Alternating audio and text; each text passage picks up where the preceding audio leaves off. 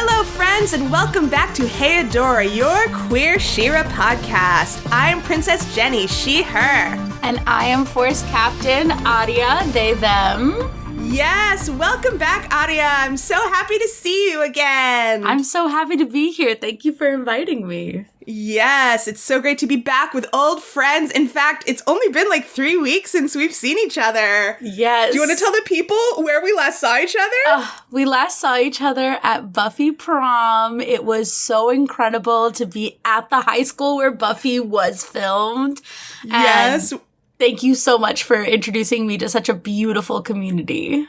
Oh my God, we had the best time together. It was so much more fun with you there. We had like a fabulous little queer animation hotel room together. Also with our friend Vic, we had like a little queer animation trio. And Vic also has a queer animation YouTube channel. Hopefully we'll get him on as well. Yeah, Vic is absolutely incredible and has so much beautiful knowledge about the world of animation. Yes, and it was both of you together who showed me the thing that we are going to be spotlighting today. Yes, I'm so excited. Yes, it really was the best time, and I'm so glad that we got to be together IRL. Absolutely. It really increases the magic and the queer joy so much. So I got to see this amazing thing, and I'm so glad it was so timely because I didn't even know that this is like a brand new, beautiful piece of queer media that we got to consume fairly soon after it was launched into the world.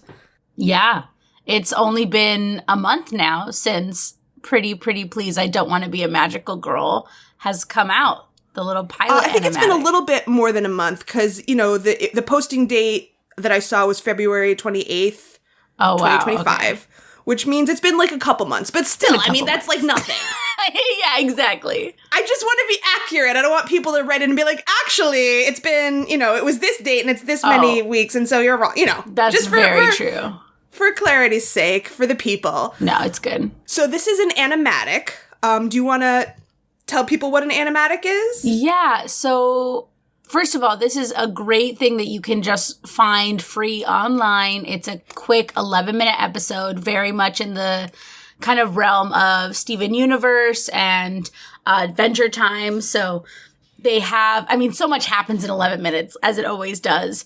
But yeah, it's on YouTube. It's on YouTube. It's free and available to everyone. Which I love. So animatics are essentially what happens before the full animation process happens. So animatics are where a bunch of storyboards are kind of put together to make the appearance of motion, but it's mostly just a bunch of pictures put together.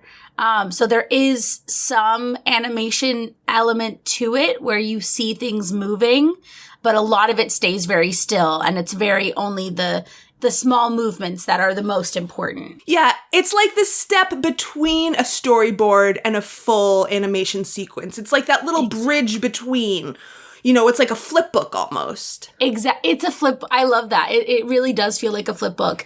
And yeah, so like just talking about kind of the journey that this whole thing has taken. So actually, so I hope I don't say their name wrong, but Kiana Consmith is someone who has done a lot of storyboard artistry and directing at Disney.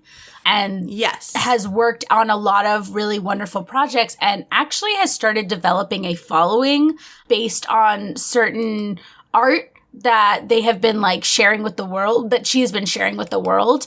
And so like even on her Twitter, she would just be posting a bunch of like fun animation things, and people started taking notice. I feel like storyboard artists are not as highlighted as like maybe a director or something like that. But because she started developing this like fan base on Twitter and fan base outside of the work that she was working on at Disney, she was able to develop this huge following and started working on this pilot. And the really cool thing about this is that she's been able to she's been posting throughout the time that they've been making this. So the really important thing about this is that they have actually made this pilot very cheaply. So pilots are expensive. So a really cool thing is that on YouTube, there is a lot more indie animation popping up, but a lot of the indie animation that has been becoming popular have been pretty full-fledged animated pilots, which is a lot of money and a lot of time and a lot of effort. And this, technically is just like a proof of concept. It's not a fully animated pilot. And yet, it gives you basically everything that a fully animated pilot would give you. Yeah, exactly. And that's what she talks about, where she has actually talked about how I've learned through her and through the Roundtable on YouTube, which I highly recommend for any of my... maybe you're talking about the Q&A a watch party. I was going to put the link to that. Oh my gosh, yes, in the show notes for this. Yeah. And so it's a way to let new ideas be formed, new ideas be seen, and show people that might have more money to make a fully fledged season, let alone just an animated people pilot. That might want to invest in you. Exactly. And inspire other young animators to I could do this. There's nothing stopping me from doing this. Exactly. Me and my friends can get together and make something like this. Exactly. And with streaming, things have been... the streaming bubble is popping. That is something that has been slowly happening over the last couple of years, where these streaming services are realizing that making all this content for people, who are paying a monthly fee, it doesn't always work. And so when a show isn't popular enough within the first few seasons, first few episodes, or if a show doesn't gain a bunch of new people onto the streaming service, they view it as unimportant and that nobody cares about it.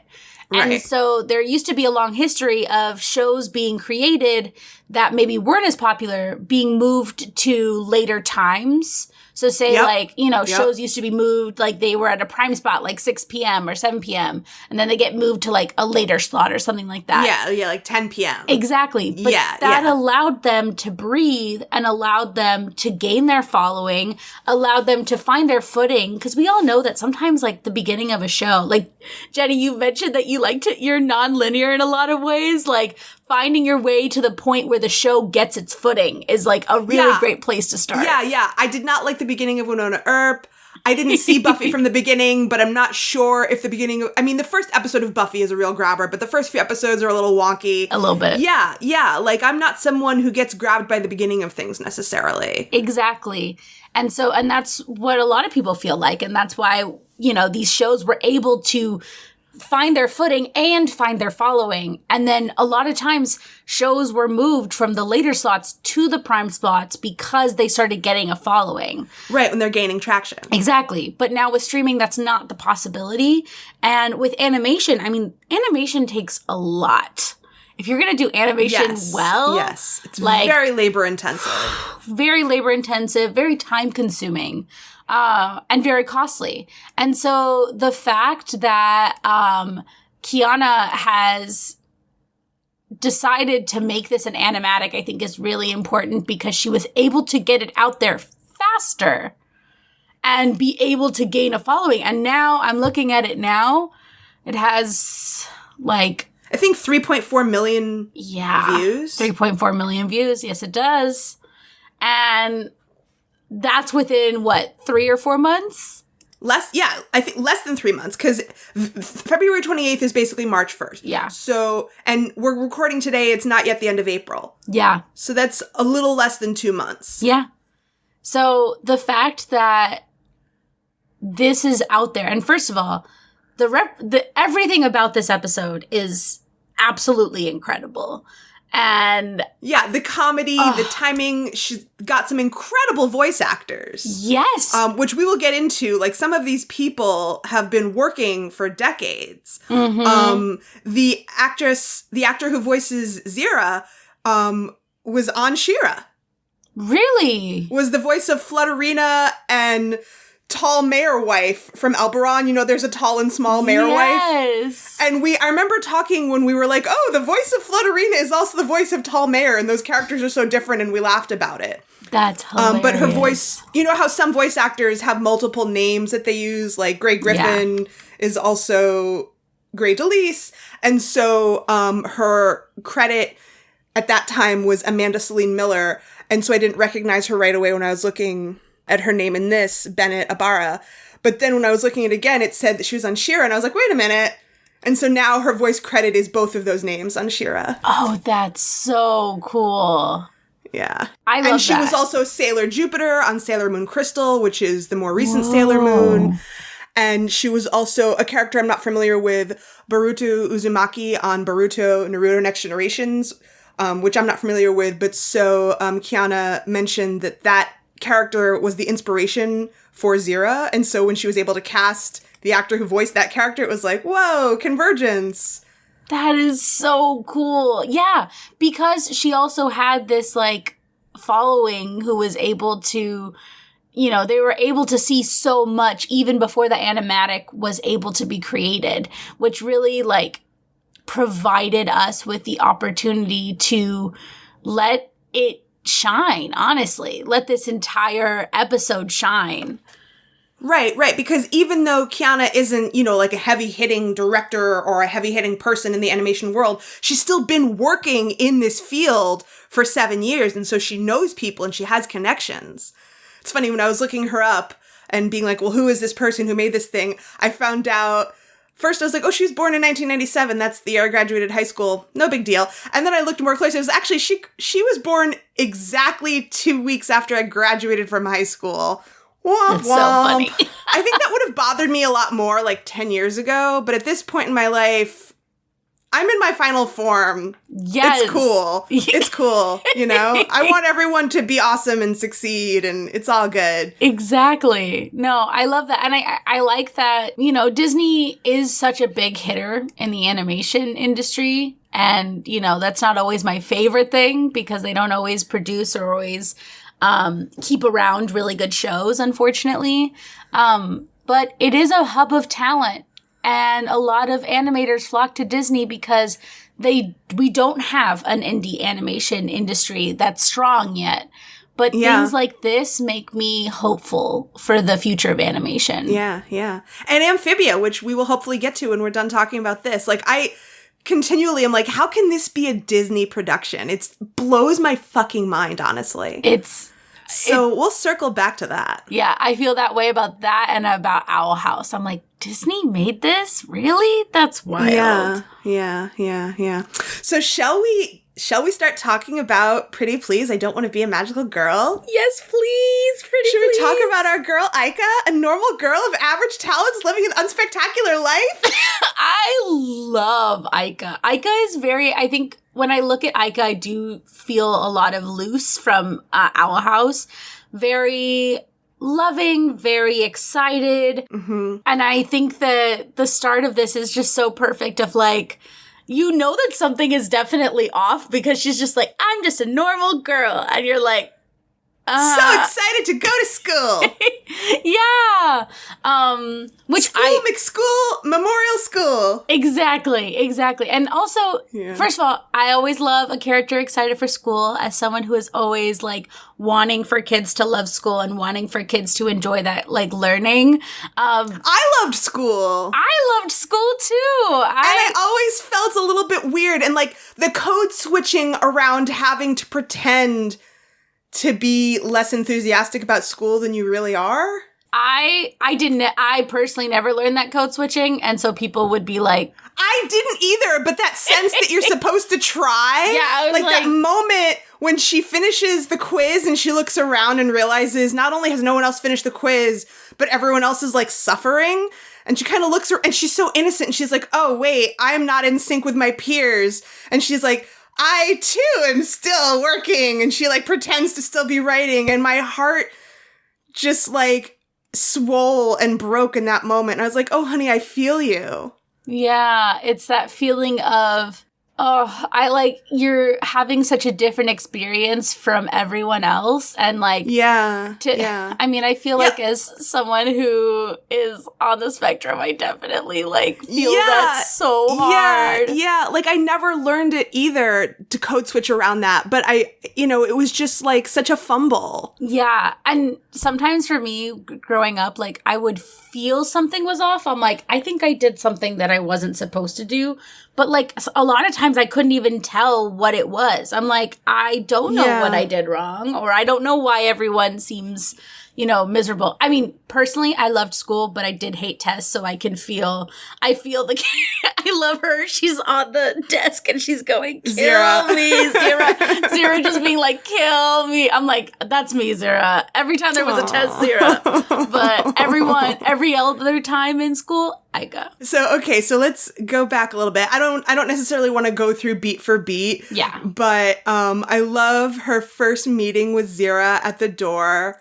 Their first little moment together, it's such like a Barbie girl, goth girl meet cute when you've got like this one girl who's just like darkness and like I'm an outsider, or like she's got such a Daria energy. Did you ever see Daria? I know it was before your time. I did see some Daria. I do love Daria. Absolutely. That like Daria, I mean, also very queer coded. I don't know if she. Yes. Yeah.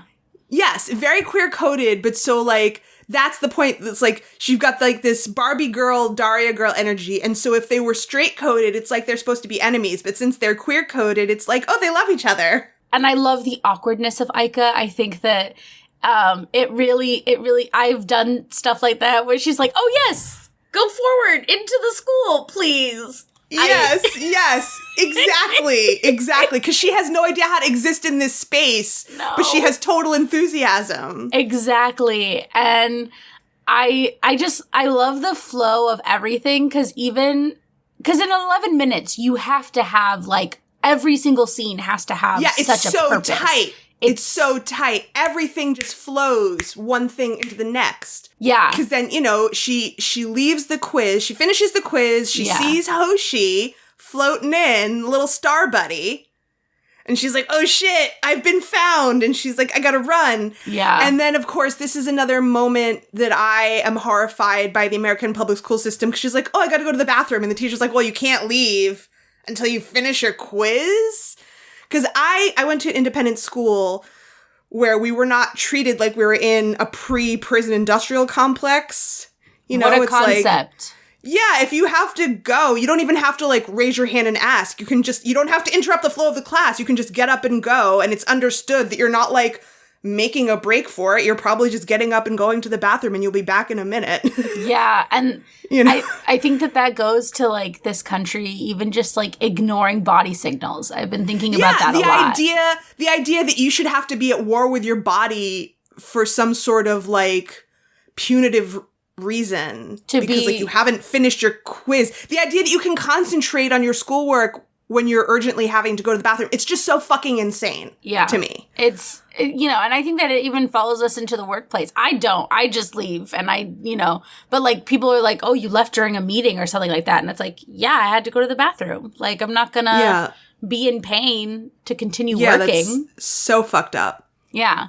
And I just want to take a moment. I love that Aika, like, is like, you're doing a great job. Like, you're doing great. Yeah. I love you, teacher. Yeah. And, like, she's just like, oh, I really needed that today. And, like, I really like that. Again, it is very much, alien in a school setting, but, like, teachers are treated so terribly. And so I love this little moment of, like, you're doing a good job, teacher. Yeah, and again, like, I know that we're not here to talk about how fucked up the public school system is, but, like, I don't know who I would be if I had gone to the public school system where I grew up.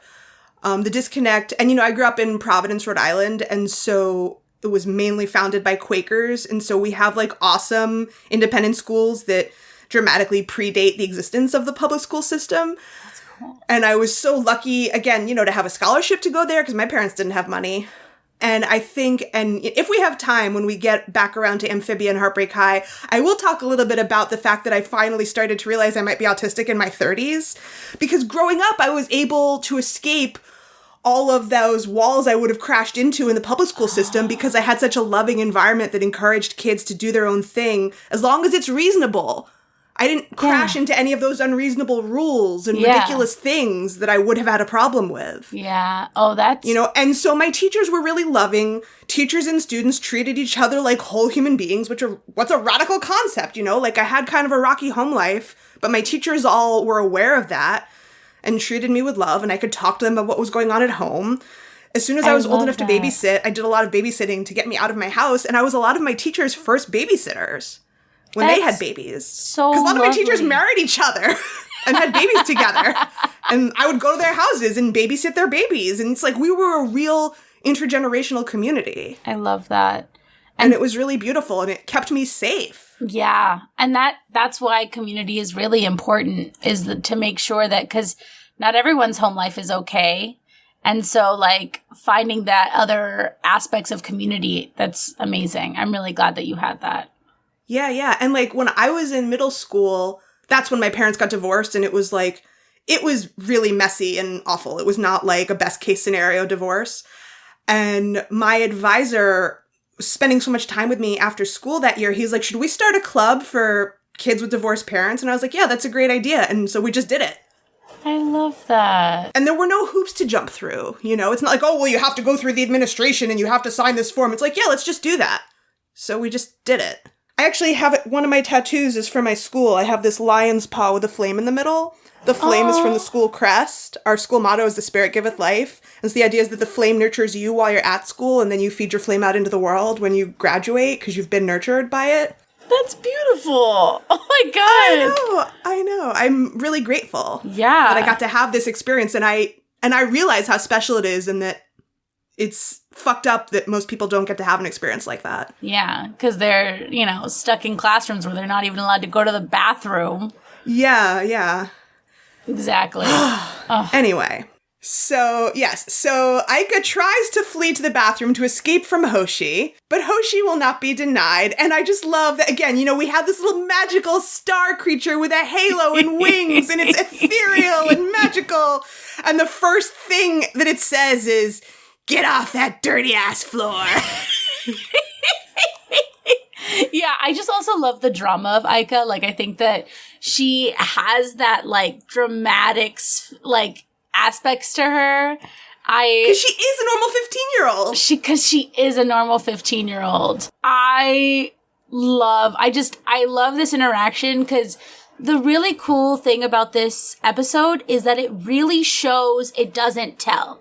Like, yes, the whole time. Exactly. Because it doesn't treat its viewer as stupid. And whether this is like an all ages show or a kids show, no show should treat their viewers as stupid. And when they do, that's when it gets bad, I think. Yeah, that's one of the things I love about Amphibia. Exactly. So we have them having this incredible interaction where you learn so much about their relationship, about like how Aika has escaped from something. And I think that is really cool to be able to have this one conversation. But the whole time, I don't feel like this is a conversation that they're like, I'm telling the audience all of these things. And it's right. like, I have escaped from my parents in the land of Goobledygook, and I have left the 5 rings of adornment. Yeah. Exactly. There's very little exposition, but you still understand everything you need to understand. Yes. And then I love the, like, clearly kind of like, honestly kind of like a, going back to Disney, kind of like a Zazu Simba kind of relationship of like, this seems to be the protector. The star seems to be the protector. Yes. And even at the end, even though that they're pissed, they're like, just take this, at least if you need something. Like, right. Your little remote control star clicker. Yeah. Like, at the very least. Yeah. It's very minimal. Like, it's just so clean and tight for 11 minutes. Exactly. And I love that it ends with a joke. Hoshi floats through a girl's abdomen on the way out. And then the fact that she's like, I think my kidneys are backwards. Yeah.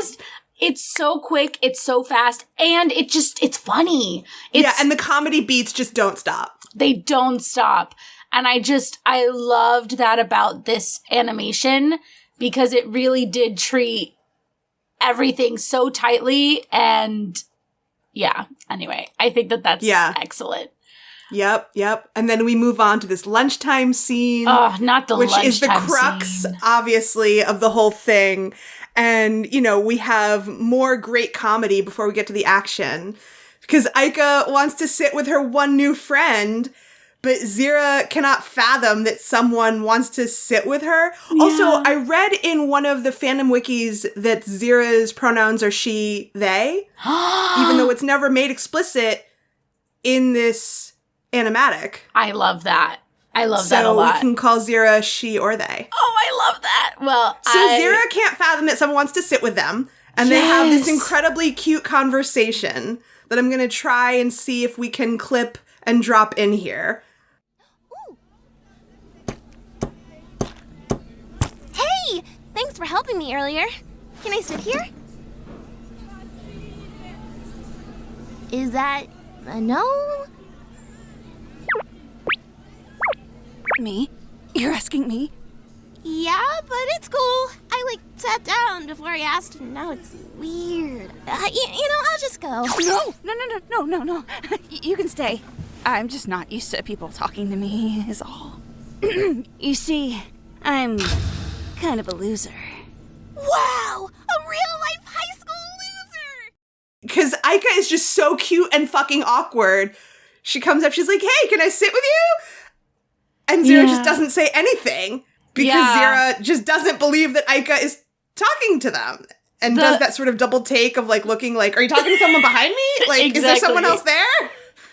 Exactly. And then Aika, who's usually so confident, starts to lose steam. Like, is that a no? Like, well, I already sat down, but it's cool. I'll just leave. And then Zira's like, oh, no, I don't want you to leave. I didn't realize anyone could be talking to me because you see, I am kind of a loser. That's, okay, can I just say, that moment hits me so well, and it's so beautiful, the, close-in shot, and that's what I really love about this animatic, is that the great thing about animatics is that you can really tell a style of a show. You can see the really cool shots. You can even see, there's a spotlight on them, and then they push up their glasses. It just, these little elements make the animation so beautiful and so striking. Yeah, there's still so much detail. Mm-hmm. And you can tell the camera shots. That's half of when you're telling a visual story, the camera angles, the camera shots, that is half the storytelling. Yeah, I mean, it's like a comic book. Exactly. It's not like comic books don't have detail. Exactly. And so I just love that little moment. And I think that also, there's this feeling of around, as a former high school loser, there's a pride in it. And I think that, there's a pride, can be a sadness if you don't have friends around you. And it does seem like they don't have a lot, any friends, which is that's hard. At least I was a high school loser with friends. But I know that feeling of you know what? I'm a loser, and I kind of got the feeling that, that's an okay thing because I'll be better off in life later on. Because I actually have, personality, and I like the things that I like, and I don't have to feel like I need to conform into the norm or something like that. Yeah, and it seems like Aika is extremely enthusiastic about it. A real high school loser. You can do whatever you want. Nobody's demanding anything from you. Yes. She stands up on the table. She's so enthusiastic about it. It reminded me of a scene from the movie. Do you remember the movie Ice Princess? R.I.P. Michelle Trachtenberg? No. Okay, so it was from 20 years ago. Michelle Trachtenberg plays an ice skating physics dork. Love that. And so she decides she's going to use ice skating as a visual representation of physics for her science project. But then she gets wrapped up in this world of professional teen figure skaters, represented by Hayden Panettiere.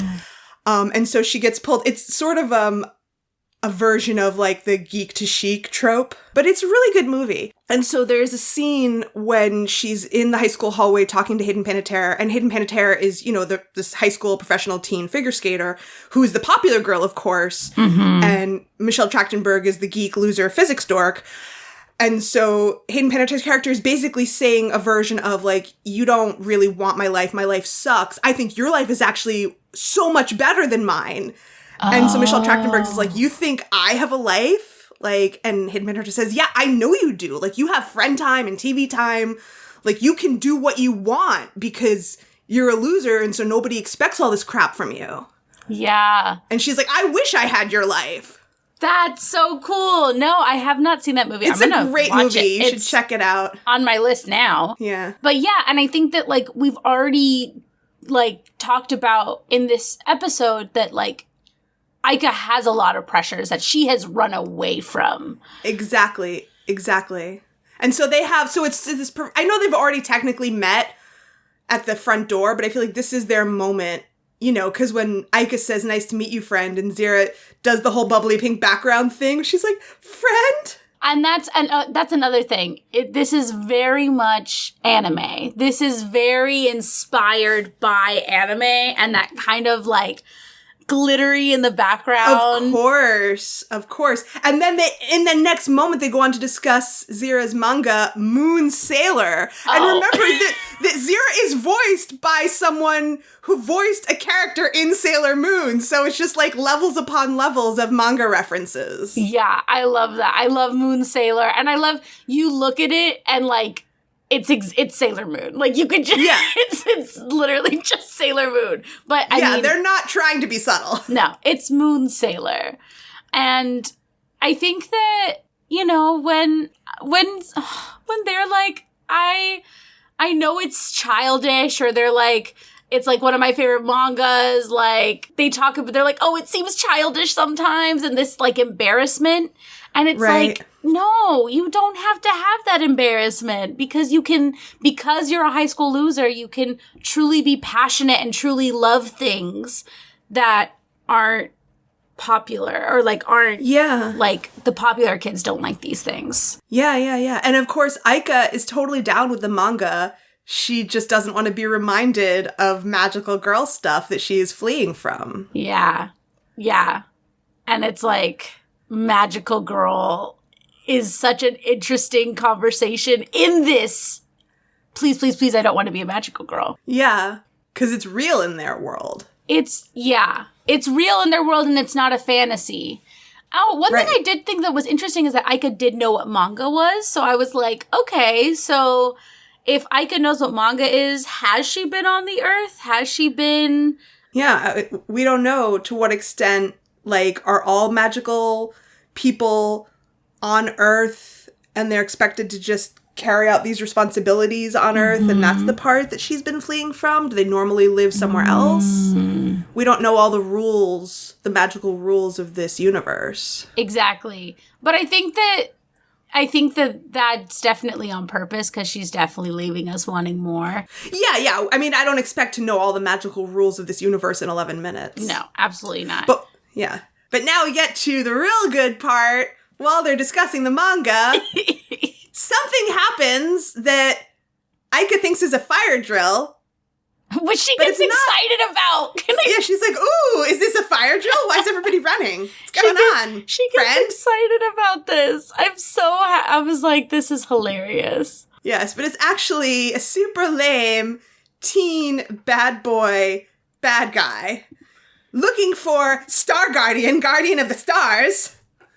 I'm just taking a moment. The banter that this guy has is so much fun. Oh my god, it's so funny. Yes, it's hilarious. Not to always be bringing up Owl House, but it does very feel like Hunter, who is like the Golden Guard. Like, it feels very much like that in a really cool way. But I love that she's just trying to ignore him. I love that Aika is like, I'm really not gonna, like, pay attention to you because I'm not here for this. Like, let's just go. Yeah, and, like, she's not really taking him seriously as a threat. No. I feel like if she really thought he was dangerous, she would step up, and that is eventually what happens. But at first she's like, this guy is lame and stupid, and if we just ignore him, he'll go away. Yeah, and I think that also shows us, like, how powerful she must be. Because if she's so powerful that a guy who has just broken down an entire wall in a school, and, like, she's just like, I know if it gets bad, I can deal with you, but I just don't want to deal with you. Let's not make it go bad. I would like to leave. Yeah, he's like a toddler having a tantrum to her. He's a toddler having a tantrum. He is. That's excellent. Don't feed into it. When little kids have tantrums, you just ignore them until they realize that the attention-seeking behavior is not going to give the desired result. Yeah, exactly. Also, I just really love his moon eclipse wand. I don't know what to call it. I think his magical staff. There we go. His magical staff. I love it. I love the moon with the dark circle in it because he's eclipse, and I love the design. It also looks a lot like in the Dragon Prince. There's a sun magic staff that the sun elves have. It looks very similar to that. Yeah. And again, the design of the characters, you can tell that every little detail was really thought about when they created each of these characters. Absolutely. Yeah, the character designs are very spot on. Oh my gosh, I didn't even notice they have the loser has a moon on their beanie. I didn't even notice that. For Moon Sailor. Oh, I didn't notice that either. That's so funny. Yeah, but so eventually Aika has to step in because at the last second when Eclipse Boy... Oh, and I love the banter before they even get to that when Aika's like trying to just get him to go away and she's telling Zira to just ignore him and he's like, well, who are you? And she's like, shove it, Moon Man! And he's like, oh, and he's so insulted. He's like, he's like, I'll smite you. And she's just like sitting there and she's so relaxed. She's like slouching and she's like, do it. You won't. And he's like, I'll do it. I'm doing it right now. And so they're just having this banter.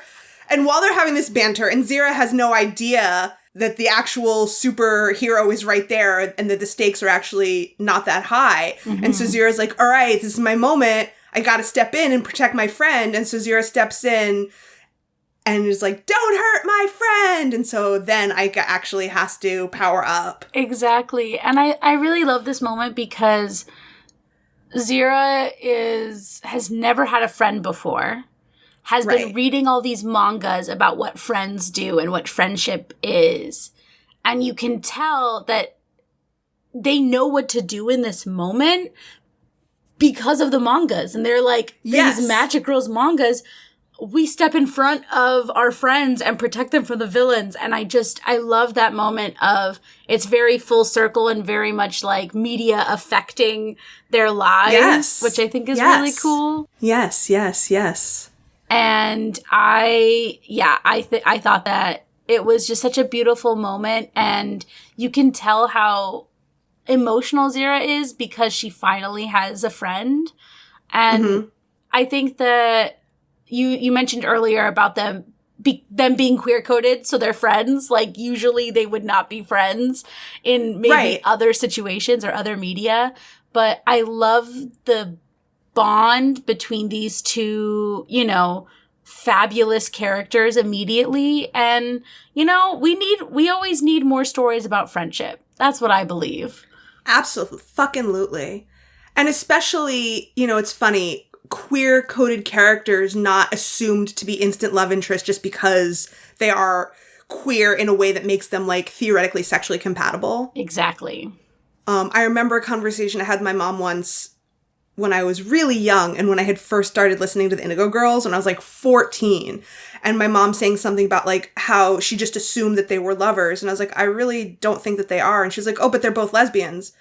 And I was like, yeah, but that doesn't automatically mean that they're lovers. Exactly. Like, I'm pretty sure that they're lifelong BFFs. Yeah. Like, not all queer people who are sexually compatible are automatically lovers. I agree with that so much. And, like, I think that in media, we've had so few stories of friendship amongst people who could be sexually attracted to each other. So whether that's a male and a female or, Right. Because I think in the straight world, if you have, like, a male and female duo, it's always, like, a slow burn towards romance. Which, that's not the case. That's not the case in real life. At least, okay. Yeah. I mean, I guess it can be a lot of times. It can be. But that's the way it always is in media. And I think that that's a real detriment. I think that thinking about media where they develop this beautiful friendship between these two people and then they get thrown together at the end romantically and it just feels wrong. Yeah. Like, yeah, I agree. Like, I don't know if you've seen Harold and Maude. It's this. No, actually never saw it. But I know what it is, right? It's a romance between like a teen boy and like a woman in her 70s or 80s, right? Yes, but it's more about their friendship. And then at the very end, they like sleep together and you're like. Oh, really? Yeah. Oh, I didn't know that. There's like nothing romantic until the very end. And until the very end. Honestly, you could play every beat the same and just take out the sex. And it would be so much better. Wow. But it kind of hurts me as someone who, like, I view my friends as some of my partners in a way. So I view my friends as they are part of my community and they're part of who I am. And some people have even told me like, oh, I wouldn't do that with a friend. Like that seems like too intimate. Like I would do that with a group of friends or I would do that with like a lover, but not a friend. And I'm like, but I like to treat my friends on dates and have fun, but we're not romantic. Yeah. We're not romantic. Yeah. We are just we're in love with friendship, and there's just not really a lot of conversations about that in our culture. Yeah, I mean, our society, our heterosexist nuclear family society is set up to privilege, monogamous sexual relationships as the pinnacle of how we're supposed to relate to each other.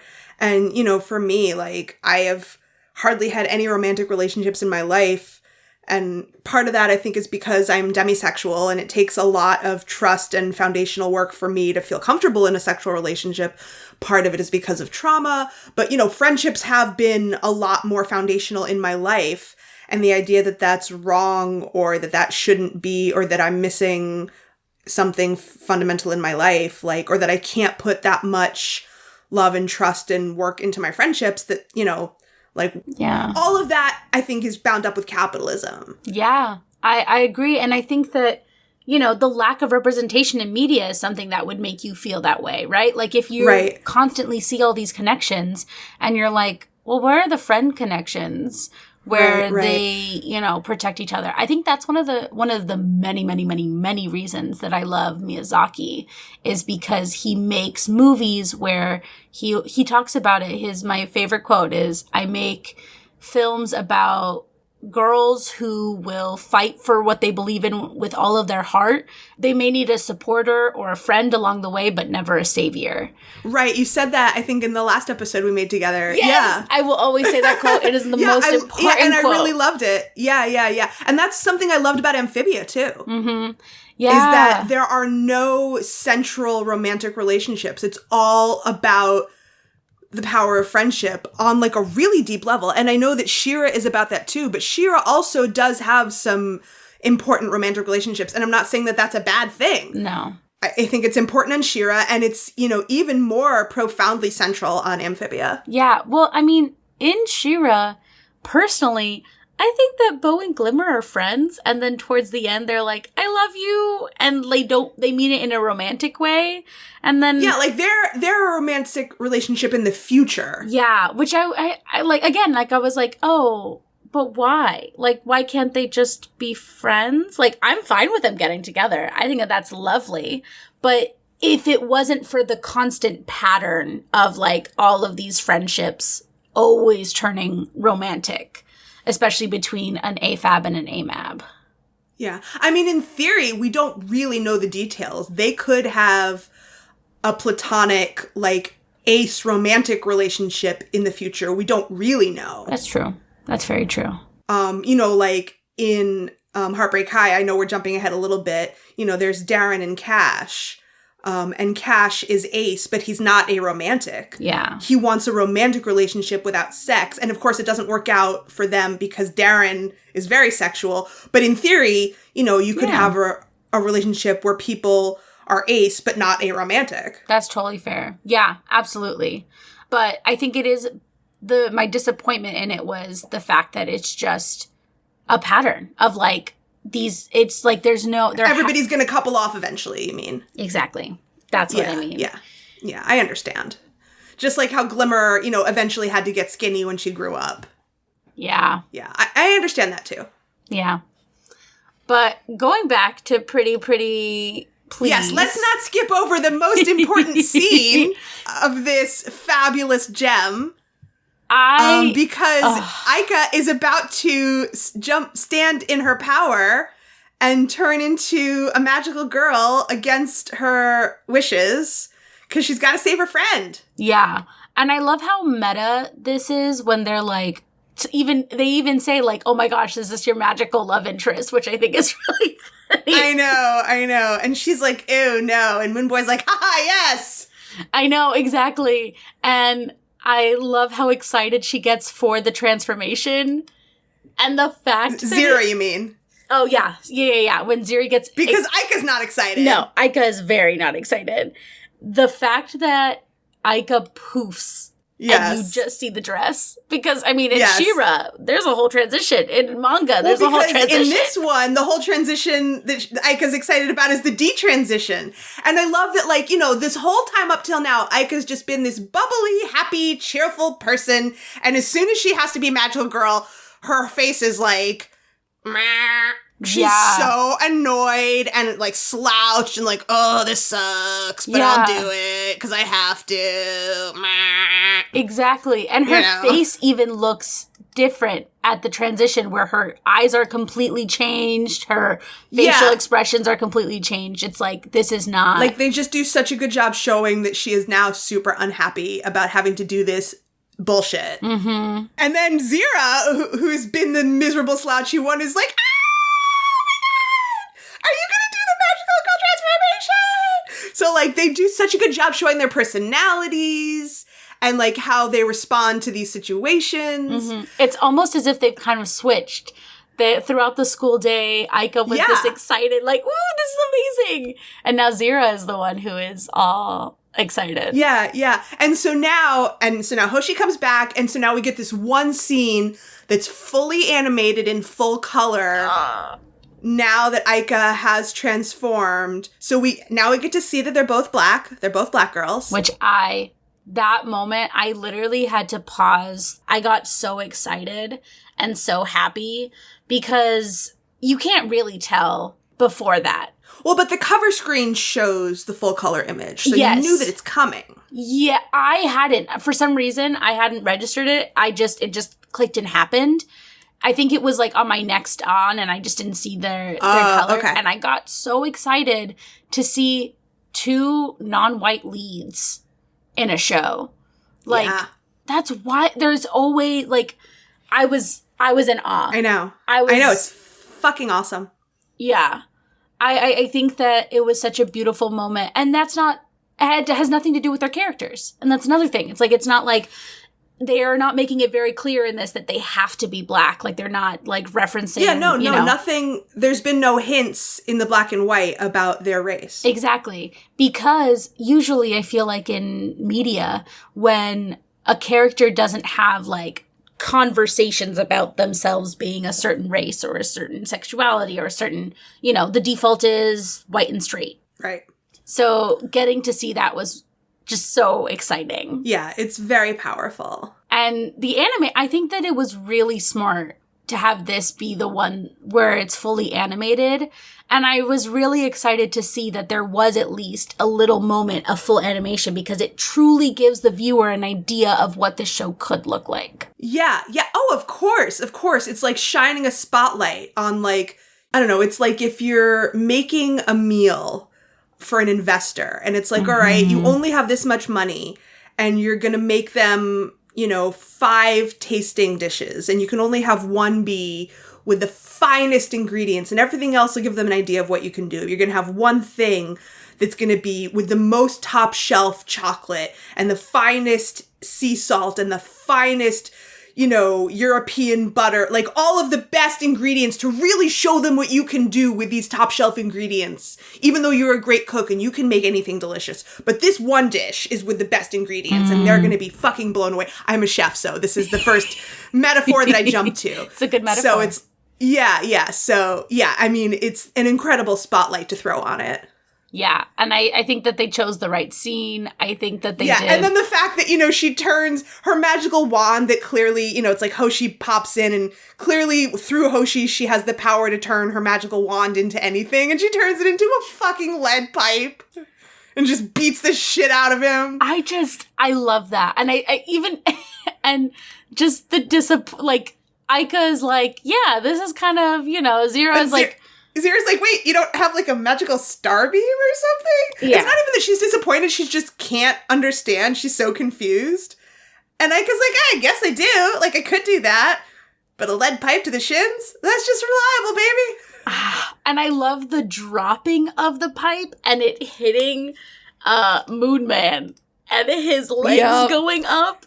And again, oh God, so simple. Like, so many of the, like, comic beats are so simple, but they're done so well. And again, I want to preface, it's because they don't treat the audience as stupid. And, like, a lot of children's shows do. And I'm like, yes, children maybe have, like, a different capacity to understand things, but they still deserve to not be treated like... That doesn't mean they're stupid. Exactly. And I think that you can see that in a lot of media where a lot of children's media doesn't want like those slow beats. They don't want, so like for example in Coraline, there's a moment where she's so bored and she's trying to talk to her dad and her dad is not listening to her. He's just working on the computer and she starts like leaning on the door and making it go and there's this like, it's like 1 minute. And of course it probably took forever to animate because it's stop motion. But the studios were like, oh no, we need to cut that. That's too slow for the children. And the director had to be like, no, it's such a vital part of the story to show how bored she is. And children can not be bombarded with 5 million different colors and 5 different stuff happening at the same time. And just have a minute of like, she is so bored that she is literally just making a sound to be heard by her father from the door. But that's how all of like children's animation is a lot of the time is like, no, you need to keep bombarding them with stimuli. Yeah.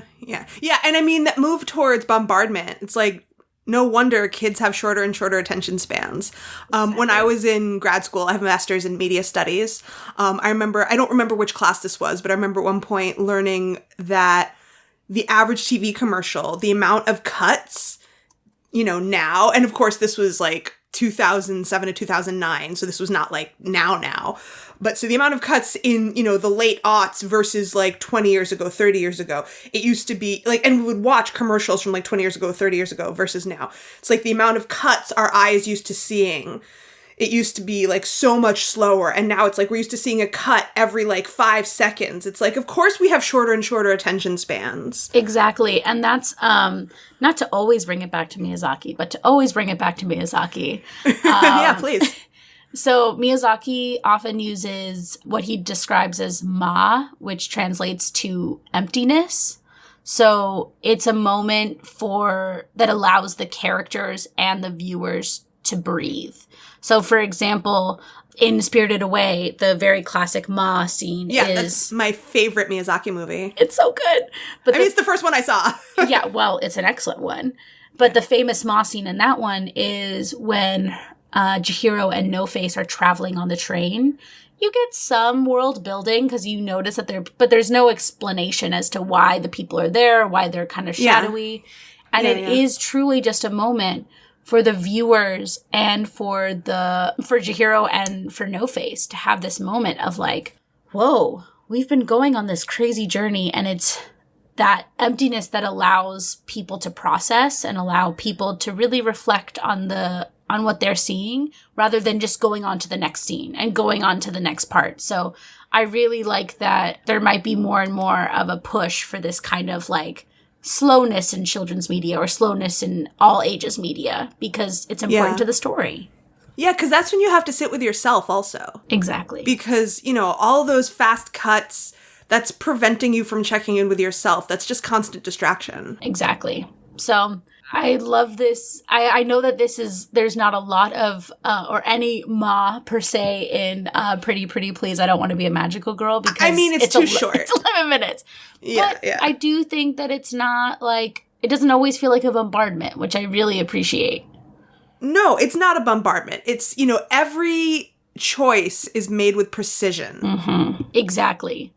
Yeah, so we have this, you know, we have this incredible moon boy leave so dramatically with his broken legs. Oh yes, yes. I'll be back. I'll be back. It was so perfect. And again, perfect amount of like, this could continue on as a story, but we're not like, I don't know. I think, but we're just giving you this little taste. This is like a little teaser taste. It's a little tasting menu. Exactly. Of what could be to come.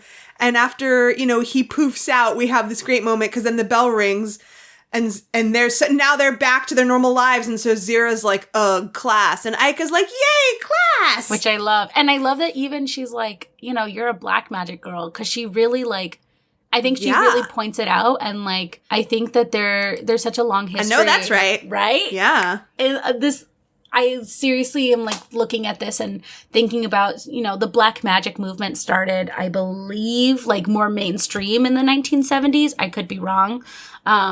But this idea of black magic and, you know, people who are black being magical is so important because so much of media and so much of the world and so much of this country was showing them that they weren't.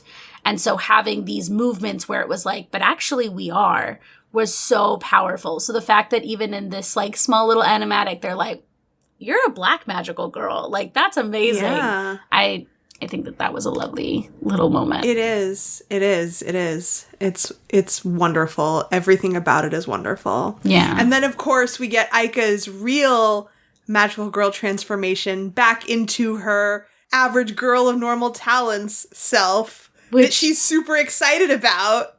I loved that moment. Because again, it's very much showing we are looking at old tropes, we are following old tropes, but we're turning it on its head. And but it's a huge subversion. It's a huge subversion.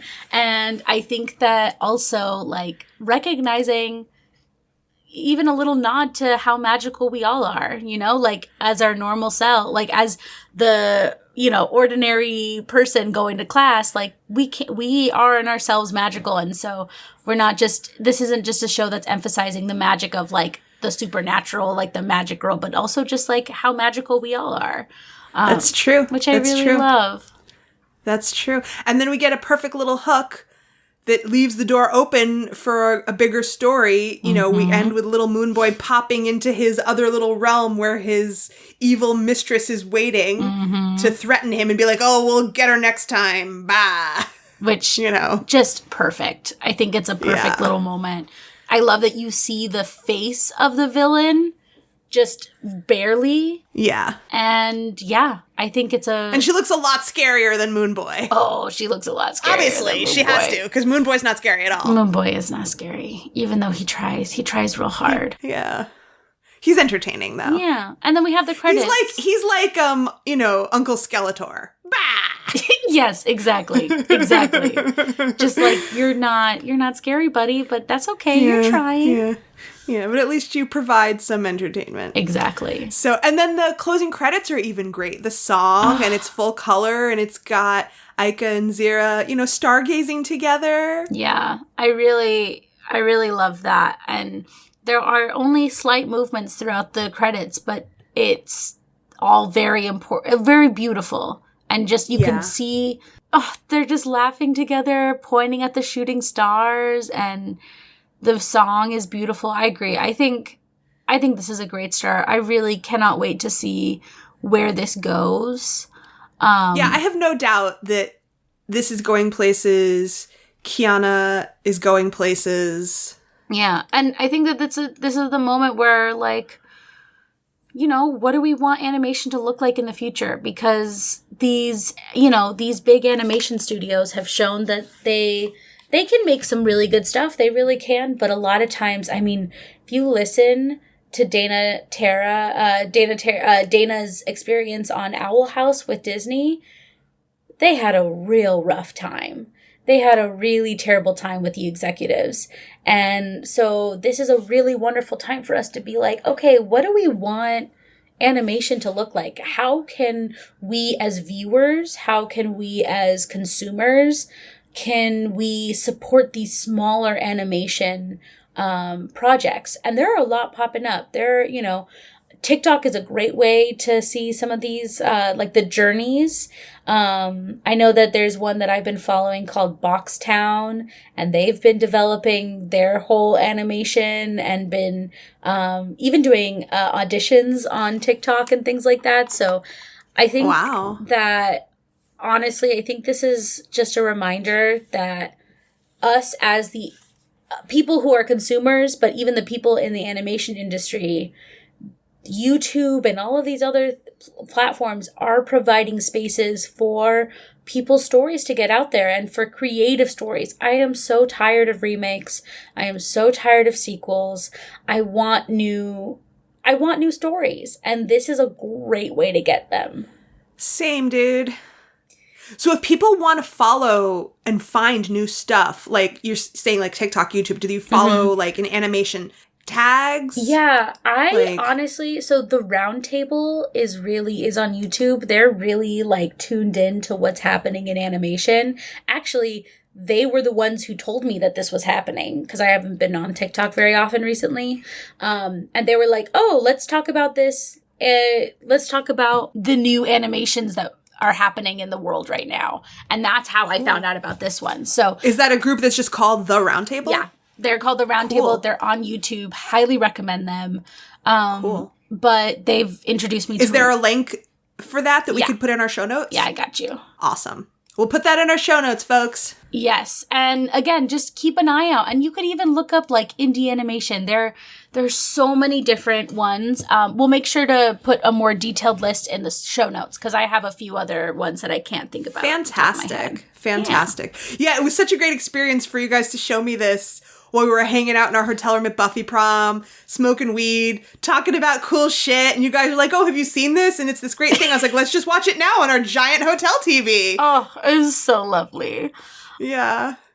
Yeah, I'm excited. I can't wait to see what Kiana does next. I hope that this project gets picked up somehow because I want to see more from these characters. I love them. Me too. It would be a shanda if we don't see more of these characters. That's a Yiddish word that means it's like a shame, but it's like a shame that you should be ashamed of. It's not just like, oh, that's a shame. It's like, for shame, you should be ashamed. Shanda, that's a great word. Yeah, it's a shanda. That's a beautiful word. Yes. Oh, I love that. Yes. Yeah. One of my favorite little Yiddish nuggets. So I am expecting to see more of this. It's amassed a lot of traction already in a very short time. So I see this going places. Yeah, and I hope that today us talking about it has gotten you excited to watch it. And I know we went very detailed, but you should definitely watch it. And then I hope that listening to this episode gets you excited for the future of animation. Yeah, and hopefully a lot of people will have already watched it by the time they are listening to this because I told them to watch it in our last episode. Well, then y'all should have already watched it. So, yes, but if anyone's hopping upon this for the first time and didn't hear our last episode, go watch it now. It's only 11 minutes. It's amazing. Yeah. So shall we move on and dive back into Amphibia and Heartbreak High? Now that I have done my due diligence since you last told us about them, I have now watched them. So I got totally obsessed with Amphibia. I watched it an uncountable number of times. It became, my newest bedtime comfort show. And I also watched Heartbreak High and I loved it, but I found it very triggering, so I had to go through it more slowly. That's fair. But I loved it. Yeah, let's start with Amphibia. Yes. I love this show. It's so great. The representation is so organic. Exactly. Yeah. Just for a second, thinking about the representation in this show, I think is really special. First of all, Anne being Thai and it not necessarily playing like a huge role in her character, but it is still very present. Like one of my favorite episodes is the one where she helps with the restaurant in Wartwood.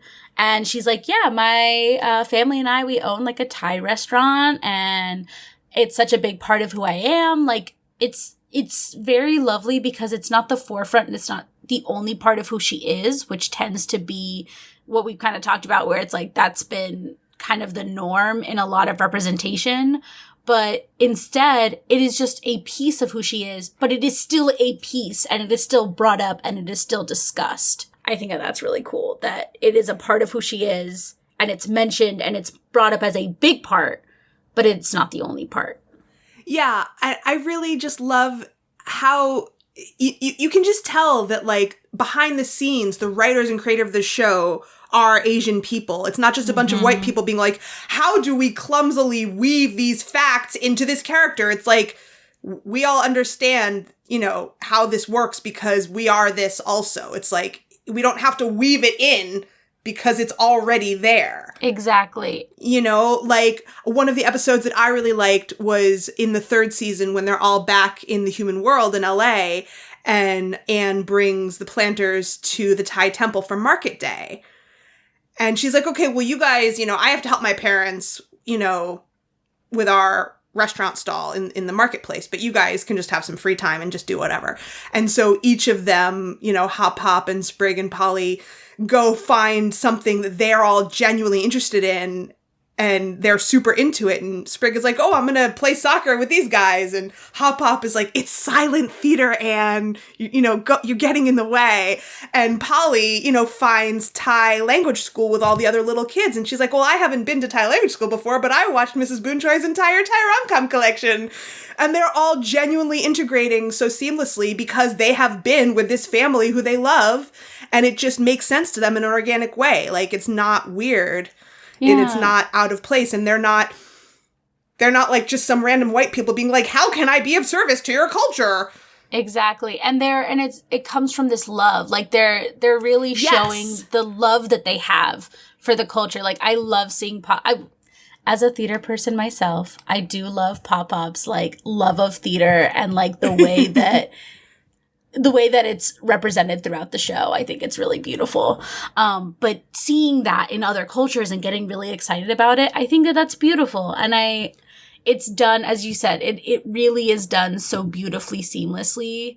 And even if it was like, I mean, even if it was a bunch of like white people writing these stories, which it's not, but even if it was, like, as long as you like talk to people from those cultures, I feel like that's like the biggest thing, is that these people from different cultures, they should be the ones writing these stories, but they're not always the one given the opportunities. And so it's like, at least, you know, talk to people. And I don't think that that's always been done in the past.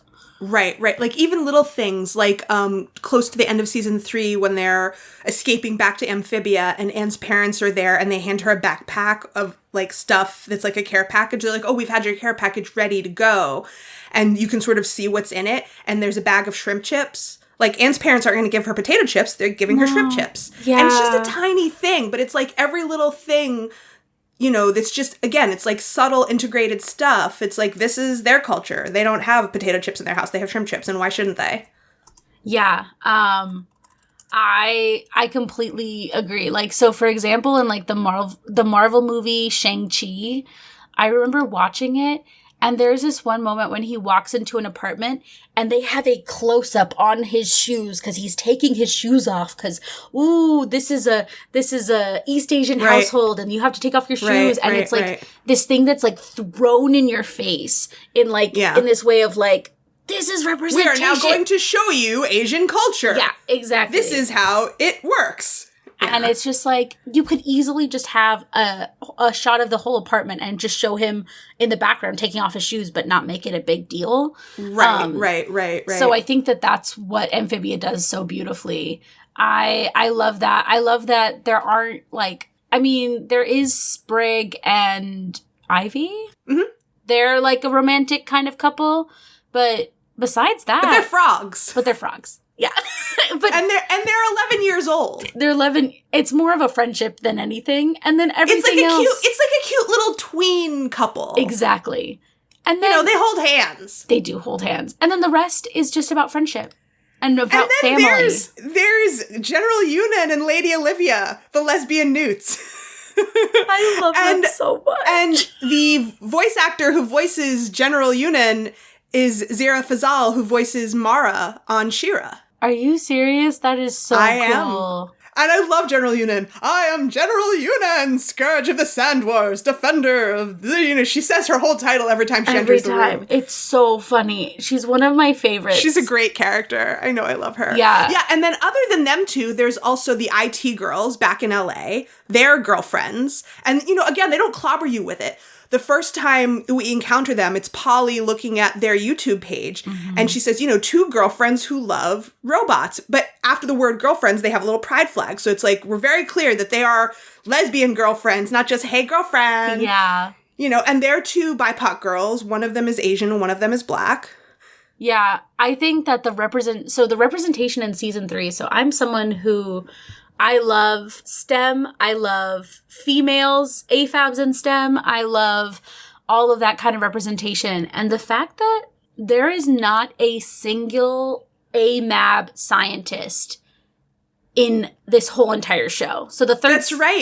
That's right. We have Dr. Jan, we have Terry, and we have that scary scientist, Dr. Frakes, but she's still a woman. The scientists are women. All the scientists are women, and a lot of them are not white, which I think is really cool. That's right. Dr. Jan is Black, too. Yes. It's such a simple little thing, but because we've had this representation of AMABs being scientists over and over and over again, that's what kids are communicated. That's what... There's such a deficit. Exactly. Yeah. Kids are seeing, and they're like, oh, well, if I'm not AMAB, then I can't be a scientist. Or if I'm a person of color, I can't be a scientist.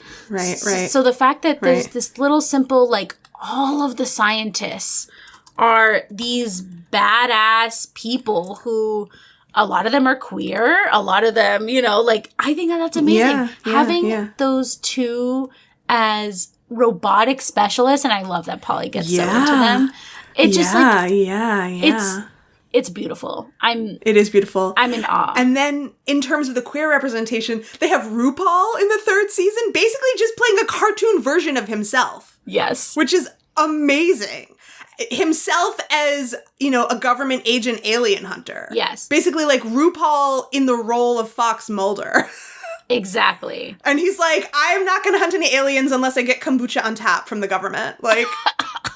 And there's one scene where he's in his house, on the phone with the government, and he has, pictures on his fridge from RuPaul's Drag Race. I don't know if you caught that. No, I did not. I will have to go back. That's incredible. It's so great. Yeah. It's so great. And then there's, a gay male couple in LA that, they don't really have speaking parts, but they just keep popping up every time there's a crisis. When the big murder clown balloon goes by and gets caught on something and they're doing a marriage proposal. One of them has purple hair and one of them is Black and has a beard. And he does a skywriting of "Will you marry me?" And then the murder clown balloon gets in the way and he's like, "Hun, look behind you." And the other guy turns around. He's like, "No, Tyler, I will not clown face you." Oh my gosh. Do you remember that? And I remember that. So they are So they keep popping up every time there's a big crowd and it's everyone's running around screaming and it's quick, you guys get in the van, we'll save you. And so one of them has purple hair, so they're very distinctive and they keep popping up in the background. That's hilarious. No, I did not know that. That's incredible. And I do love that RuPaul, I'm just going to call him RuPaul. RuPaul just becomes a hero and becomes one of the protecting of the gang. But I think the first time that you see them, they're the first visibly queer, very queer. Yes. People and gender queer. And then they're the villain, and I was a little disappointed. I was like, really? Are we gonna always make the one gender queer person the villain? But then they have more queer people in the rest of the season, so I felt a lot better about that. And then they eventually, low-key. Not everything is black and white in terms of is this person a good guy or a bad guy? It's well, they're, a government alien hunter, but eventually, after Anne and the planters go back to Amphibia, and he RuPaul goes over to Anne's parents, and he's like, "Oh, you got some explaining to do," and they're like, "Well, you got some explaining to do," and then they all get together and realize okay, well, we're all on the same side. Let's work together. Yeah, exactly. Which I think is really beautiful about this show is that a lot of people who seem good turn out that you know, they're not the best people. And some people who seem not good are people who, you know, we're just people. Like, all of us, we got some flaws, you know? I also really liked King Andrias's ending. Like, in the very last episode, you know, like, King Andrias is, like, the ultimate bad guy. And you get to see how he started, how his trust was broken, how he turned bad. And then at the very end, like, you know, he voluntarily decided to do the right thing at the end. In the end, you see him, he's in chains, but he's planting a field and he looks content. You know, it's like, he's not in jail. He's not like, oh, well, you did bad stuff and now you're going to be in jail for the rest of your life. It's like, no, he is making reparations. That's an example of reparative justice. Yeah. And he's like, all right, I'm at peace now that I have decided to do the right thing. And I know that I am a prisoner, but I'm going to spend what time I have left, you know, healing the land and doing right by my people. And I'm at peace with that. Exactly. No, I completely agree with that. I hadn't thought about it that way. And I love that that's where your brain went, because yeah, it is restorative justice. It is like, you know, not everyone's a good guy, not everyone's a bad guy. Like, we're all somewhere in the middle. And yes, I think we should all strive to be more towards the side of good, whatever that means, you know, like, that's such an abstract concept, but well, it was like he opened his heart back up to feeling the pain that made him shut down in the first place. Yeah. And he's like, I am hurt by, you know, what felt like a betrayal. And I realized that because of that, that's what made me make these choices that hurt everyone. And I don't want to be the person that makes those, you know, those choices anymore. Yeah, which is really fair. Yeah, yeah. So can we talk a little bit about Marcy? Yes, we can talk about Marcy. Now that I know her. Yes, we can talk about Marcy. So I'm going to use the same phrase again, that, you know, her personality traits were just incorporated so organically. That they never had to say, like, here's an autistic character. Mm-hmm. In the same way that on Etheria, they never use the words gay or queer. Like, they don't have to. In a homonormative world, no one has to say, like, I'm gay. Exactly. You know, it's just it's a normal part of their world. And I feel like the same is true for Marcy here. You know, like, when Anne is telling the planters about her friend, she talked about what's Sasha like and what's Marcy like. It's like, so when she's talking about Marcy, like, oh, she's super smart.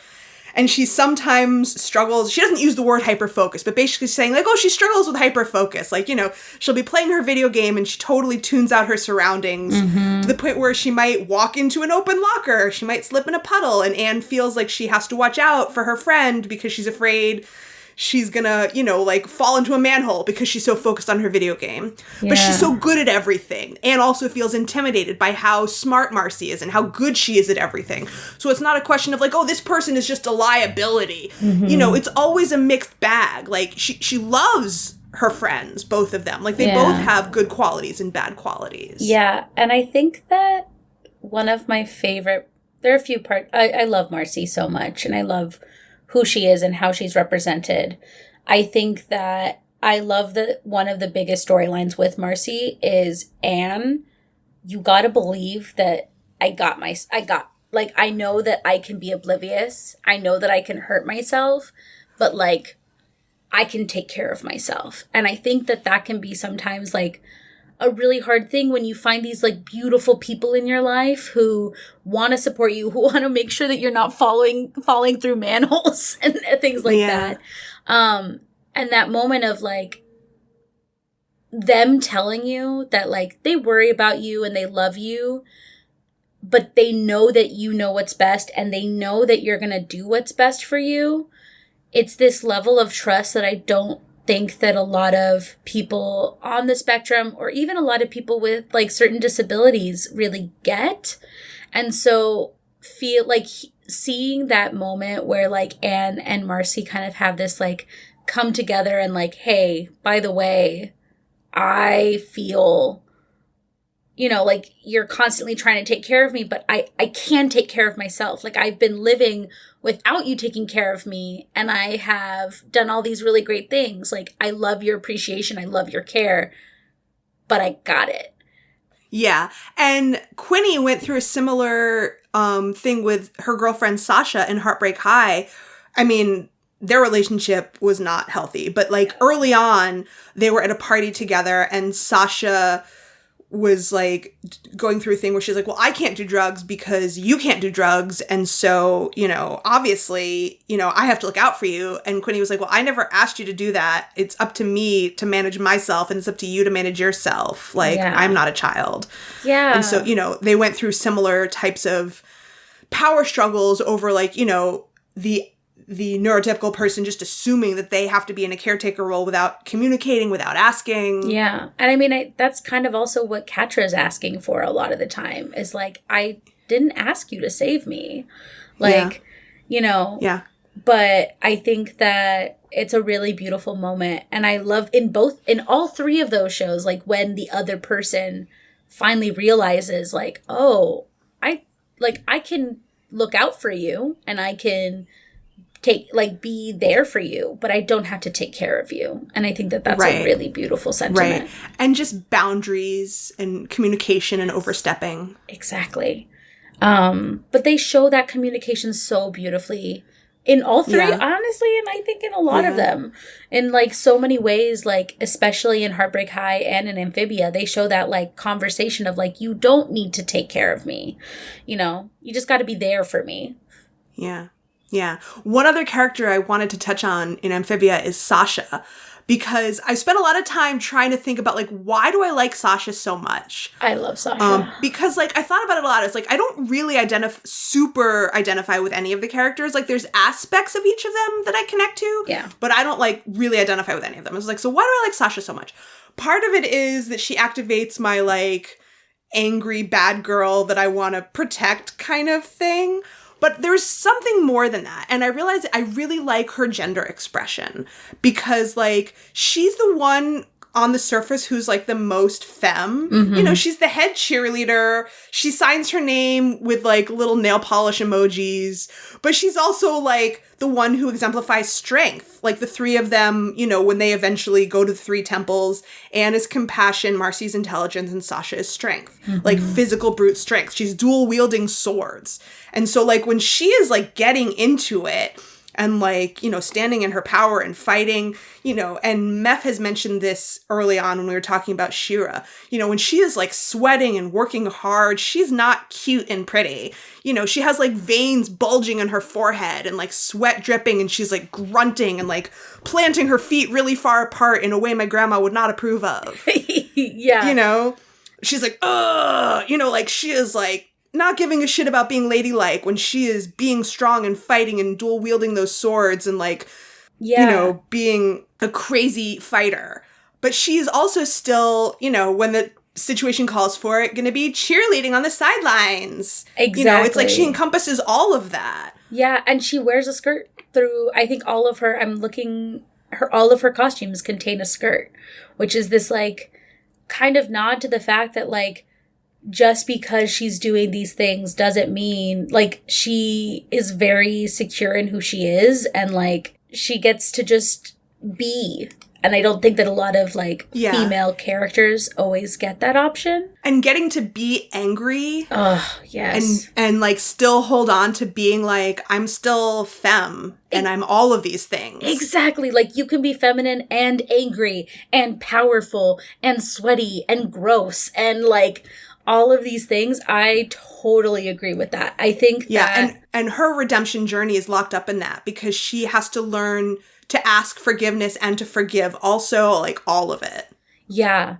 And I think that, so, like, I mean, since Avatar, we've seen so many of these beautiful redemption arcs and in so many different ways. And, like, obviously, Catra is one of my favorites. I think that that is really well done.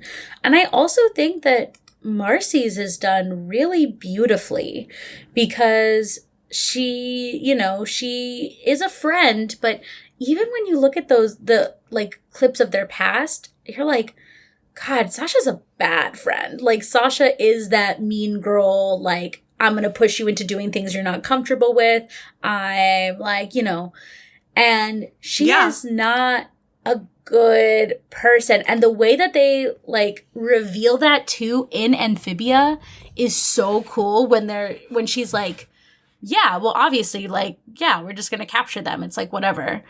And then it's like, no, this is huge. This is important. And seeing her inner thoughts about not feeling accepted by the girls anymore and like, oh, I just love it. I think it's so well done.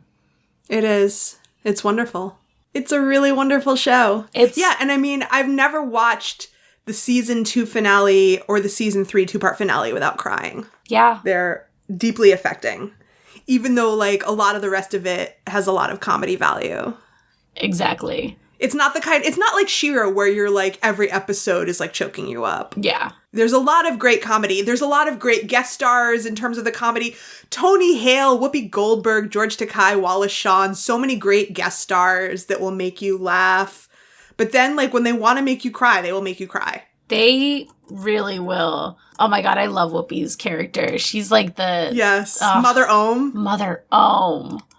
Oh my gosh. And you know, the actor who is Principal Woodsy on Heartbreak High, she's an Amphibia too. She is the queen of the Ohms, not Mother Ohm. She's like the bitchy queen who doesn't believe that anything is real. She's like, oh, that doesn't prove anything. I don't believe you. I love that.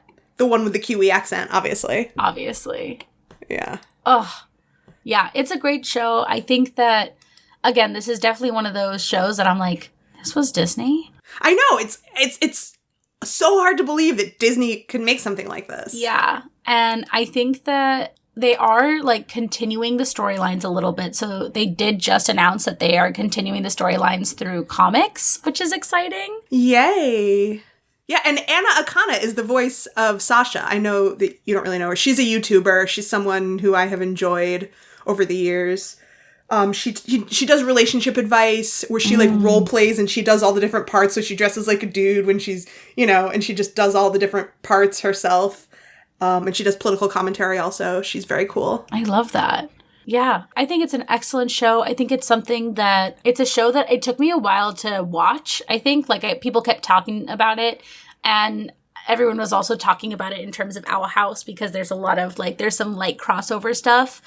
You'll see some Owl House stuff in Amphibia, and you'll see some Amphibia stuff in Owl House, which I think is really cool. And there's a crossover episode of Gravity Falls. There's one crossover episode. You don't remember where they're in a town? Yes! They're in a town where there's like a frog version of the uncle from Gravity Falls, and there's like a frog version of the museum, and there's like Frog Seuss. Frog Seuss always gets me. I think that it's just that's the cool thing about all of them being on Disney, I think, is like a lot of, we can have those, little crossover stuff, which is really nice.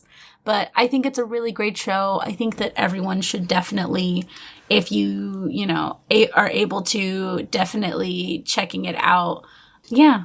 Well, we have only a few minutes left. Is there anything else that you wanted to touch on before we say goodbye? Well,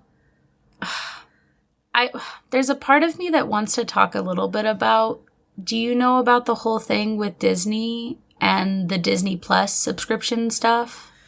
No. Okay. So I don't know if we need to get into it, but so what happened was a woman died at the Disney parks recently. And it was because she was allergic to something. She asked about the allergy. I do know about that. Yes. So she died. Specifically asked and told them what she was allergic to. Yes. And they specifically told her that her plate was allergen free, and it wasn't. It wasn't. And she died. Yes. And so the husband was asking for, honestly, only like $150,000 or something like that. And I was like, Disney could pay more. But yeah, something really reasonable. Exactly.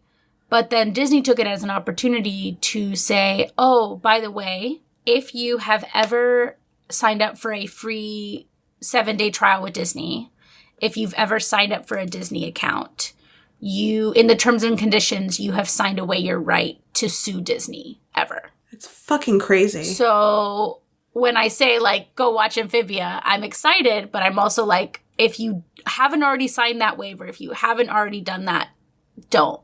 I mean, I don't think it's likely or even possible that I'm ever going to go to a Disney theme park. Oh, yeah.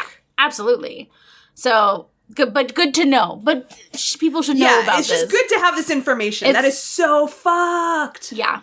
It's just, it's definitely one of those moments where I'm like, oh, they really are the wicked mouse. And they really are they're a corporation, and they do it in the most disgusting way, to be perfectly honest. Of course. But shout out to, like, some of the great stuff that they made. Like, I think that, like, some of the shows that they have come out with in the last couple of years have been excellent.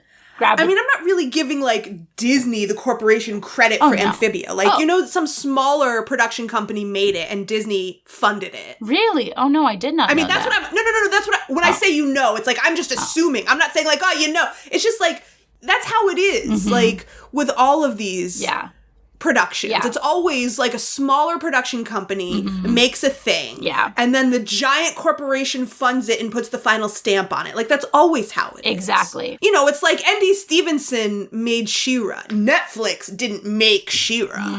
Netflix funded it.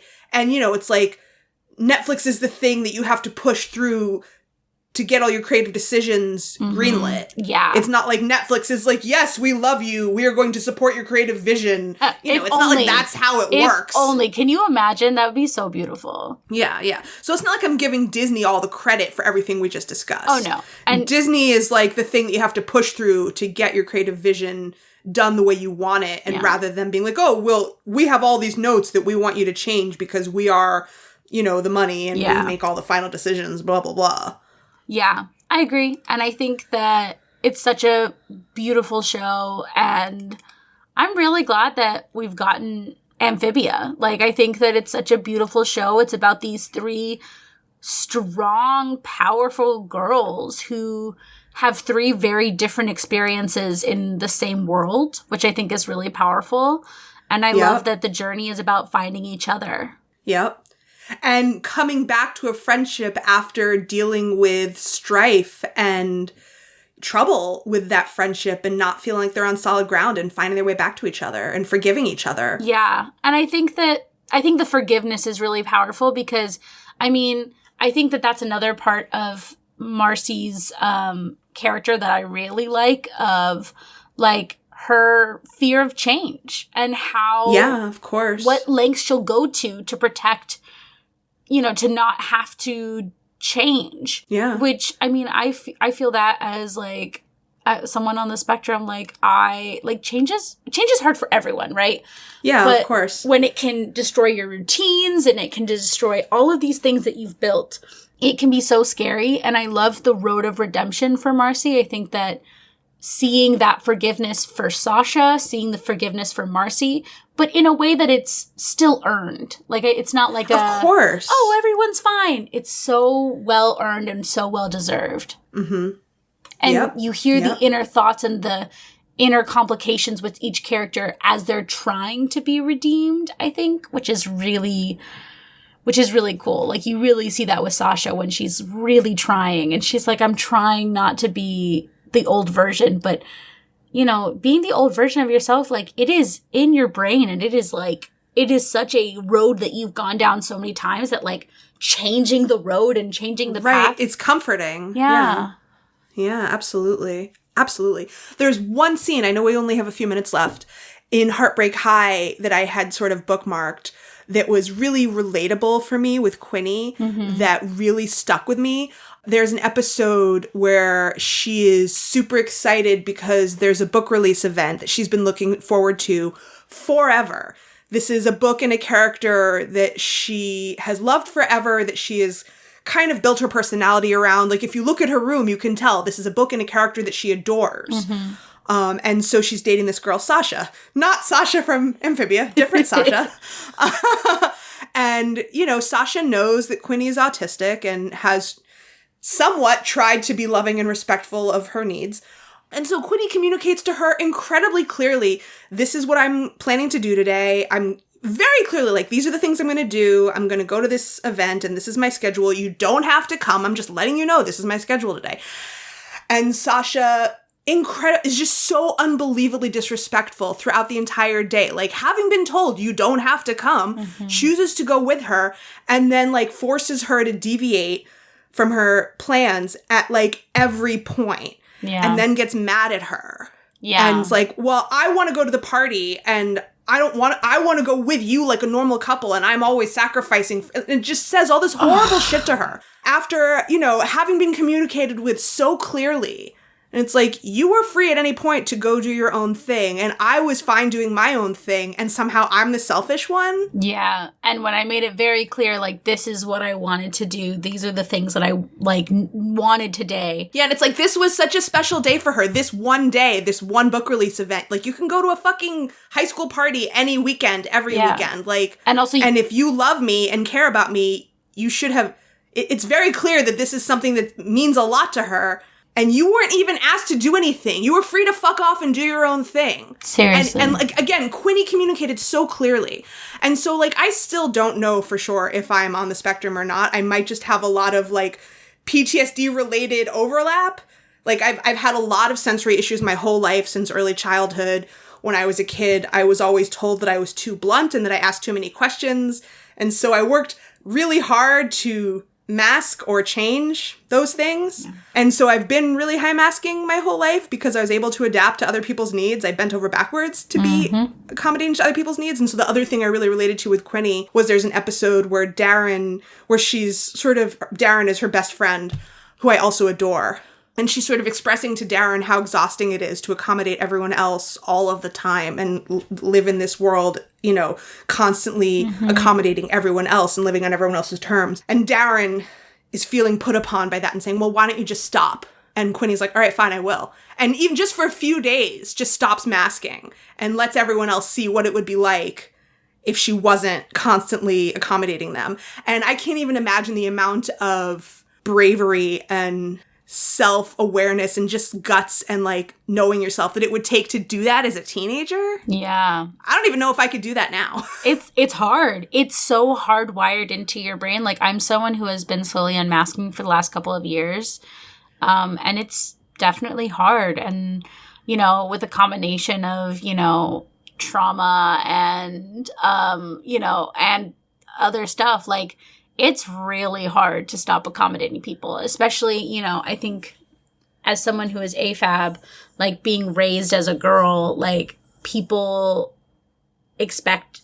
put on different things. Like, that's why, of course, you know, like, autistic girls are so hard, quote unquote, so hard to find, is because they're so good at masking, because girls... Right, exactly. Because all girls are taught to mask, and all girls are told what they should and should not be doing. And from a young age, they're like, okay, so to live life, I have to really make sure to accommodate other people. Exactly. And especially for me, because I was an only child of two mentally ill parents. So my whole childhood was structured around meeting other people's needs, because that's what I had to do to survive. Yeah. And so I got really good at that really early. Yeah. And then when I was reading Autism Unmasked, which you probably have already read, there was one thing I felt super called out by when they were like, oh, and one other reason that autistic girls are often not identified is that their fixations are things that are considered socially acceptable, like horses in TV shows and movies. And I was like, oh, are you talking about me? Yeah. Those were my major childhood fixations. I mean, I became a media studies master's degree. Yeah. But, like, you know, horses... You know, when I was a kid, I could tell you every breed of horse, what part of the world they came from, what their strengths and weaknesses were, what their markings were called on their legs and faces. And dogs also. I could tell you the same information about dogs. I love that. Yeah, my bestie, honestly, like, they grew up and they're also autistic, and they're queer, they're gender queer, non-binary, and makeup and fashion one of their special interests. And it was like, because it was something that was so socially acceptable. And actually they got so into it, you know, when they put on the very girly makeup and the very girly outfits and things like that, they felt like they were in drag. Yeah. You know, when they were able to put those words together at some point. But, you know, it was a socially acceptable thing for, you know, a young girl to be into makeup and fashion. Right. It's invisible when it's, you know, within the bounds of normal social parameters. Yeah. And oh my God, clothing was such a big issue for me as a kid. I made my mom so miserable because the mall was such a huge sensory overload. You know, it was the one place. And even though, you know, so much of my life was about bending over backwards to meet other people's needs, I just couldn't do it at the mall because it was such a sensory overload. And I would try my best, but I was always end up having a huge meltdown within like an hour of being there. And so it just wasn't worth it for my mom to try to take me because we just couldn't get enough done. No. So she ended up doing sort of like a pre-internet shopping thing where she would go without me, pick out a bunch of stuff in a few different sizes and just bring it all home. So I could try it on in my room at my own pace. And then she would take everything back that we weren't keeping. Like, that was easier for her than trying to manage me at the mall. Wow. Yeah. And the mall can be... And I was, even when I was trying my hard to please her and to like be good, I just couldn't. And she knew that, because like she knew that I was like a really good kid and that I was trying my best and I just couldn't do it. And having a meltdown, you know, that's still a good kid right there. That's just a kid who has been overstimulated and a kid who is having a rough time in their body. Right. And so, you know, the way my mom understood it, and I know that she could never have connected me to autism because, you know, of all the reasons that we discussed, it wasn't obvious. She just thought I was a sensitive, gifted child. Yeah, exactly. Because I was so good at standardized tests. You know, I started talking really early. I was always reading way ahead of my grade level. Once when I was 2, one of my grandma's friends asked me if I liked Sesame Street. And I said, oh yes, Big Bird is my favorite character. And I really freaked her out. Because, like, you know, a child that young should not be speaking in full sentences using big words like that. Wow. You know, I took the SATs when I was 12. Whoa. Yeah. And I like, you know, and even to this day, like my parents are still like, oh yeah, you're not autistic. I was like, sure. Sure.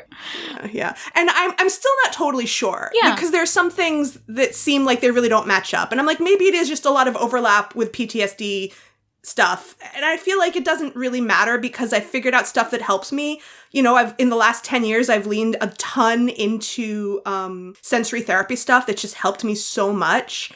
And I spent more time with autistic people because I get along with them better. I feel like they communicate better. Yeah, I agree. And so that's what matters. That's what really matters. I think so recently one of my friends, like, who has chronic illness, chronic pain and things like that, also exhibits a lot of autistic traits in a lot of ways. And I told them, I was like, one day I was like, oh, you know, like autism, like la la la. And then they were like, oh, I'm not autistic. I was like, oh yeah, but I just meant like the traits of autism. Like, you know, and that's the important part is that I told her, I was like, now you know that whether you're autistic or not, the label doesn't matter. It's the resources. It's you know, because even she has told me like, oh, so many of the things that you have taught me that you do for your sensory needs have really helped me. And I'm like, that's all it is. It's community and it's finding out things that work for you. And if within the tools. Autistic realm, what works for people who are diagnosed with autism works for you, doesn't matter if you're autistic or not. It just means that you struggle with a lot of the same things and you do really well with a lot of the things that help them. Exactly. Preach. Just take the tools that work for you and leave behind whatever doesn't. Exactly. And I think... Amen, my dude. Yes, exactly. And that's why representation of autistic people in a very authentic way is so important to see that. Exactly, because if you can see yourself reflected back, something that you connect with, then you can move from there into finding community. Yeah. I think that's beautiful. I think that's a great place for us to wrap up because I know you got to go. Yeah. Thank you so much for being so generous with your time. I love talking to you. This has been such a great episode. Jenny, I always love talking with you. I love talking with Meph. I honestly this is such a wonderful time to talk with you, and I really appreciate seeing your beautiful face, and getting to hang out with you and talk animation is always just a delight. Well, here's to more good things for all of us in a beautiful queer animation future. Mm-hmm. Well, folks, if you like what you heard and you want to help us start a new wave in indie animation, you can like and follow us on Apple Podcasts, Spotify, or wherever you get your podcast fix. You can also follow us at HeyAdoraCast on Instagram, TikTok, Facebook, and YouTube. And don't forget to give us your comments and reviews in all those places to help keep the conversation going. You can also email us at heyadoracast@gmail.com with all your thoughts and ideas for future bonus episodes. And of course, the best way to join the conversation is to join us on Patreon. When you become a member of the Rebellion, you get great perks like patron-only live watches, joining our Discord where you can chat with the rest of the fabulous Rebels, video hangouts, advanced playlists, and so much more. That's at patreon.com/HeyAdoraCast. And of course, You can find all of our stuff always at heyadora.gay. And remember, queer joy is magic. And queer love saves the universe.